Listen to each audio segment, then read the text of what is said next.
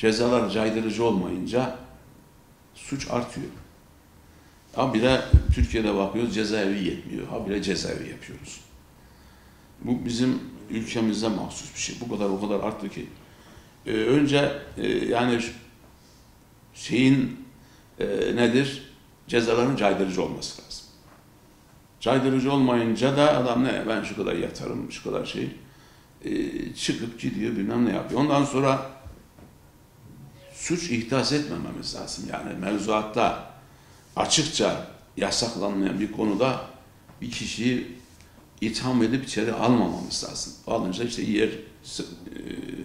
koyacak yer bulamıyorsun. Bir de cezalar yani yasasız ceza olmaz.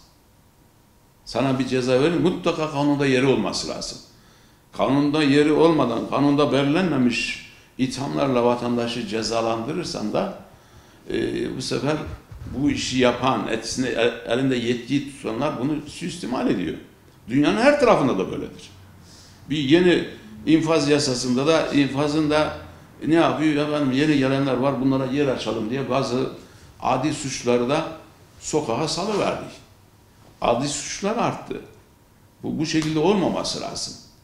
Yani yasada cezası belirlenmeyen bir konuda bir vatandaş suçlu kabul edilmemesi lazım, cezalandırılmaması lazım. Yani biz hukuk sistemimizi daha da olgunlaştırmamız lazım, oturtmamız lazım. Tabi bu da kolay bir iş değil. Tasarı gelince de bakacağız. Neler geliyor, neyi düşünüyorlar. Önemli olan tabii şu anki iktidarın görüşü. Neler düşünüyor.